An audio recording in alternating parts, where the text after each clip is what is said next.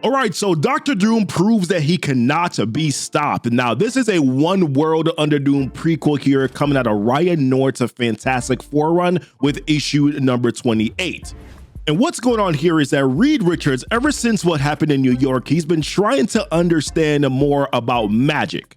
The reason being because now Doom, as we know, is the Sorcerer Supreme, and he has secreted himself away in Latveria for months now, and he's taken huge measures to ensure that none of anybody at all knows what he's doing. And this is making Reed Richards very uncomfortable because he can't get it out of his head, whatever he's building in there, whatever he's planning in there, and he's just trying to figure it all out. What Reed knows is that magic is keeping him out, so therefore, him trying to understand magic is basically the only gateway that he sees to be able to get in. So because Sue sees that Reed is struggling here, what she does is that she comes up with an idea. She's like, listen, if you are currently at an impasse right now and you can't figure this out, I have an idea. Why don't we go visit a magic night?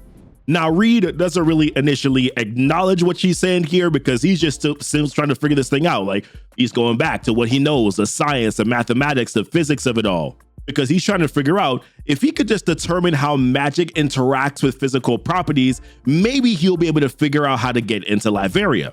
But then Sue says, she's like, you remember the Black Knight, right? A series of magic guys going to Camelot. Well, did you know that the current one, Dane Whitman, earned a master's degree in physics before he assumed the mantle, and how he's another man of science and he's got magic figured out. And I thought this was nice because Sue knew that the only way that he would accept help was if the person that knew magic also started off as somewhat of a scientist as well, or not somewhat of a scientist, but a scientist as well, before then transitioning over to using magic. So that as Sue is carrying him out here, she says to him, she's like, and if you recall our wedding, mister, you'll remember how the Black Knight's ebony blade once sliced through my force fields like they were nothing. And I wonder if it could slice through the force fields that are around Latveria as well. So Reed replies back, he's like, you're right. And even if Whitman hasn't cracked the problem of magic, his sword will be useful. How did you think of him? She makes a joke about how she like searched magic guy who knows science and he was the first result that she found. Once again, I always like Sue and Richard's relationship here. Now, Sue did contact Dane ahead of time here before they got there. But when they got there, what they weren't expecting was for him to be sitting on a throne. And when Dane greets them here, he says, Dr. Storm, Dr. Richards, please come on in. You'll apologize if I don't get up. The Ebon Sage demands my full attention right now. Now, the Ebon Sage here is a powerful magical throne that was created by the Black Knight, Dane Whitman. And the way he did this here was by using the ebony blade and some other sort of mystical artifacts. And what this does here, when this person is sitting on this throne, it grants whoever is sitting there supernatural visions. And these visions can reveal events from the past, the present, and also the future. And it's not necessarily been confirmed yet here, but the nature of the visions would suggest here that it might have potential for time or even dimensional travel. And we'll see how that plays out here as we move forward in this issue. So when Dane continues on to explain, he says, yeah, well, magic demands a certain tone and a register to work. You like it? I made it myself. Melted down the ebony chalice, the ebony crown, and the ebony blade to do it. And as you can tell, guys, like the ebony blade, that's what they were looking for, right? So this is not necessarily good. So when Sue asks a question, he's like, yo, you melted down your ebony blade? So Dan responds back, he's like, yeah, of course. The thing was cursed. Doctor, it gave you strength, but it also took your soul. And then Reed's like, yeah, but we were hoping to borrow it to gain ingress through the magical dome around Latveria. So then Dan responds back, he's like, oh, sorry, but honestly, it's way more useful as the sage. See, I sit on this and I can see into hidden truths, other times, all sorts of stuff. Hey, do you want to try it? So of course, Reed's like, nah, I don't want to. But Dane explains, he's like, listen, you can call me Dane, number one, because he keeps on calling him Mr. Whitman. So he's like, listen, if you want to slice into Doom's dome, I have some good news. There's something even better than my old sword for that. What you want, my friends, is the fated blade. So Sue's like, yeah, we're not really up to date here on magical swords. Could you kind of like enlighten us as to what this is? So Dane explains that the fated blade could slice through anything, and that the gag was that it could cut into time as well. You can never repair also what you cut out. So it's a great way to make a door that can never be closed or a wound. So Sue, noticing, she's like, I couldn't help but notice how you switch into the past tense there. So then he responds back. He's like, yeah, the thing disappeared after it was forged in the 1300s, ages ago. Time of legends, really. It's long gone. You couldn't find it today if you wanted to. So then Reed, you can tell, just getting frustrated. He is like, okay, so perhaps it would be more productive if we discuss physics instead of magic swords that nobody can find. Like you, I'm a man of science, but I've been struggling with reconciling reproducible facts with the non-determinism of magic. I've been trying to build a practical theory of, but then Dan cuts him off. He's like, oh, that's easy. Dude, you had trouble with that? Then here, and he starts writing something, and then he gives it over to Reed, and it says magic and physics together at last. So then Reed, like, he picks this up and then he reads it, and he's like, yo, like, Dane, these equations are widely incorrect. They're practically gibberish. And then Dan responds back, he's like, ah, shucks, really? Dang it, like, I really thought that I had something there. So then he shifts gears again. He's like, okay, doctors, I do want to help you, and I think I know exactly how, but this is better shown than explained. So then what he does here is that he uses his magic and then he takes them back in time, all the way back here to 1915, and directly to the Western frontier of World War I. So Sue's like, Dane, we can't be here. Our uniforms alone are going to attract some attention. But then she also realizes, he's like, wait, I can't turn invisible. So then Dane lets her know, he's like, well, let me guess. Reed, you can't stretch either, right? But it's okay, I promise.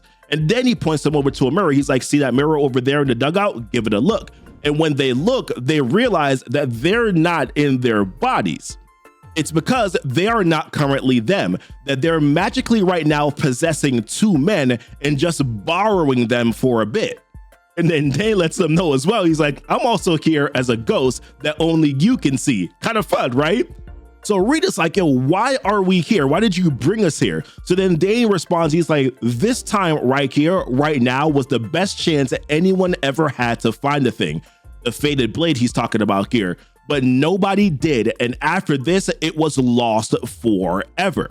And he mentions how in this time, it's also lost as well. But of course, here is still a chance to track it down in this current time right now. This is probably their best time to be able to track it down. And there's a world war going on, and that this provides them certain opportunities that weren't there before, mainly having to do with every authority on Earth being concerned with what's going on here on the front, leaving them less concerned with what's going on elsewhere. So Reed, being concerned, he's like, okay, well, what about the men that we're currently possessing? Are they going to be fine? And he's like, well, of course, totally fine. And then he says, I mean, fine, as long as you keep in mind that you don't have any powers here and don't jump in front of any bullets or anything like that. And when you're gone, they'll forget all about it. Their minds filling in the blanks will just be another day at the front. So after that, Sue and Reed are like, okay, this is our best opportunity that we have here. We got to do what we need to do here to try to prevent Doom's control here on Earth. So then Sue shifts over to Dane again. She's like, okay, now will be a great time to tell us everything that you know about the fated blade. And as they continue on, we see them on this mission. Sue mentions how the men that they're possessing are officers, which gives them certain privileges, including the privilege of leaving the front without being asked too many questions. And then she mentions how Dane told them about the legend of the blade and who was said to have forged it and what history's been recorded. And so it becomes a problem of archaeology. And the key to archaeology is that people in the past were just that, people. Their brains were like ours, which meant they made their decisions for reasons we can still understand. So suppose you're looking for a lost city. You start by assuming people built cities then for the same reasons that we do now, for convenience, access to resources, and so on. And when you can build a map of what a past people's world looked like, you can see where they would have logically founded their cities. You put yourself in their shoes, in their world, thinking as they would. Archaeology is discovery, but it's also applied empathy. And there in that library, with what's known as the Fated Blade and what we can recover of the long gone world in what was forged, we deduce where its most likely location is. So after they've done their research and figured out exactly where to go, we see them out in the field with metal detectors, which is funny because they're about a full decade before any portable metal detectors ever even get invented. So they have to make sure that once they're done with this, that they remove those metal detectors, right? So then Sue, she latches onto something and they start to dig here in this forgotten field. And as they dig and they go further, that's when Sue finds this glowing blade. And when she picks it up, she realizes that this is a magical blade that they've been looking for. And as they go to make a decision as to what to do with this, Sue mentions how they gotta be careful because they don't want to give their two hosts any wounds that they can't close up. So then Dane mentions, he's like, amazing work, Dr. Perfect. I knew you could do it. Okay, now that we found the blade here in the past, we can move it someplace where it won't be lost and then go fetch it back in the present. Sue, can you pull out that map again? And then he mentions the Fleurie devant du Monde. We'll hide it there. But then Sue responds back. She's like, that's going to be destroyed in this war so completely that it's never rebuilt. The land is bombed, bombarded, poisoned, burned. It's obliterated. You'd have to expect this sword would be too. And then Reed mentions, he's like, besides, we can't risk these bodies we're borrowing by moving the blade across the front. They're not our lives to risk, let alone sacrifice. So then Sue's like, so how does moving the blade help us? Surely now that we know where it is, we could simply return in the present to get it. Dane, what's really going on here? And then Dane just says, the equations. So then Reed's like, what about them? And then Dane responds back, he's like, they're nothing, Richards. And so are you. You are nothing. And then he uses his magic on the men. And that's when we see Reed and Sue, like their astral projections, get blasted out of the bodies. And Sue's like, why would Dane attack us? What does he gain by knocking us into some magic portal? And then Reed responds, he's like, the way his mind changed, darling, switching from calling me doctor to Richards, he almost sounded like. And then in that moment, we see Dr. Doom, and Doom says, like Doom, Richard, he almost sounded like Doom. And I'm not gonna lie to you, even though this was predictable, I was still kind of like, I like this a little bit, right? So then Sue's like, Doom, if you don't. And then Dr. Doom was like, listen, I'm the Sorcerer Supreme, Dr. Storm. There is very little that I don't, and so much that I now do. For example, I influenced Dane Whitman through his contact with the Ebon Sage, and he performed exactly as I desired him to. The magical beings who have an interest in protecting Earth, you learn of them when you become the Sorcerer Supreme. Some even lived here on the astral plane, thinking they were safe to move against Doom. And so they forged a weapon that could kill me. I destroyed them, of course, but not before they hid that magical blade from my sight, somewhere in Earth's past, where it would lie waiting for someone to find it and wield it against me. It was intolerable.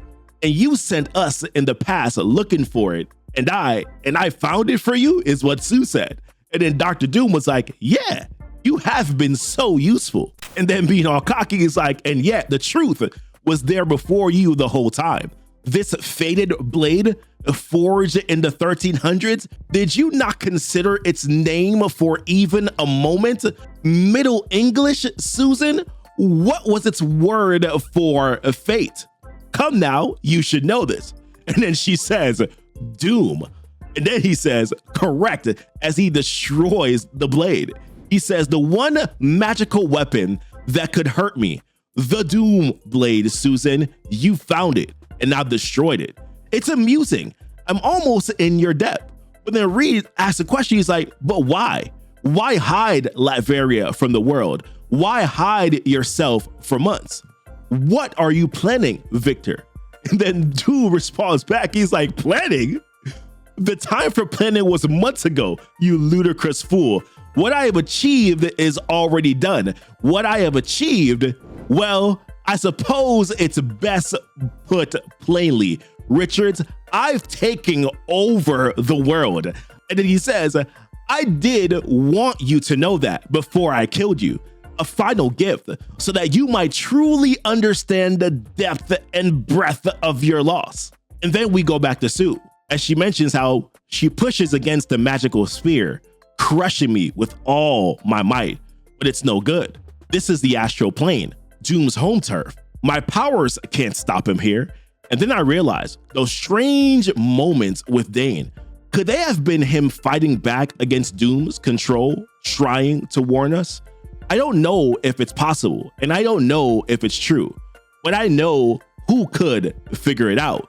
So she yells, "Read the equations!" And she knows that Reed tells her later on how when he brought Dane's equations to mind, he could see that they were still gibberish. So much so that, in fact, that someone with a graduate degree in physics could never write them. The errors they contained were wild, improbable, elementary, almost like someone was trying to hide a message in mathematics, slipping them past Doom's watching eyes by encoding them in a way only a physicist could see. So then Sue realizes, she's like, "Great Scott, they're words." Dane had given Reed a gift, magic words, to trigger a spell. All he had to do was cast it, which is, unfortunately, the one thing he's never been able to do on his own. But the man I love has spent 6 months studying magic. I'm like, 6 months? Damn. Reed Richards draws on everything he's got and everything that Dane's given him. And in that moment, we see Reed. He casts the spell, and that is what allows them to be sent home. And as they get sent home, Doom says, "Ha, that is the best that you can manage, Richards. I leave you alone for half a year, and in all that time, all you learn is how to run and cower like a wounded dog." Incredible. The Fantastic Four truly are useless. And then back in New York City, they arrive. Reed had just cast his first spell, with help, of course, from Sue, and of course Dane, and how it will take more time to study, more work to do it again, but it's a huge milestone. Unfortunately now though, there's no chance for that further study because there's no more time for any of them at all. And as they look up, we see Doom's face on a billboard, multiple billboards, and it says Emperor Doom announces Global United Latveria. And in this moment, they realize that Doom has come to Earth, and the Earth is no longer theirs.